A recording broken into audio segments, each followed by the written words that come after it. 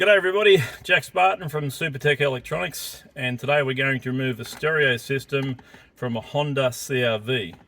Tools you will need today is a small plus flat screwdriver and an 8mm socket on an extension. Okay, first thing we're going to do is get this gear shift out of the way, and you can do that by just lifting this little piece here and pressing the button that it hides, and that will allow you to remove the gear shift. Now this part here is held in with clips. You can use a plastic spudger. We found it easy just to get your fingers underneath and pull it towards the front of the car. And then we're going to get that out of the way so it doesn't get damaged. Now this will expose two 8mm bolts.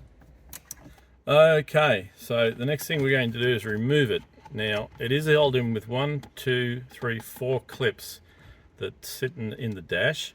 Ours is loose for video purposes, but it will be plugged in with one of these guys too. You'll need to unplug one of those and give it some curry with both hands. And now all these guys back here are plugged in. You'll need to press the middle pin, pull it towards the front of the car, and don't worry, they only go in one place when you put it back. And that unit is now ready to send off to Supertech Electronics for repair.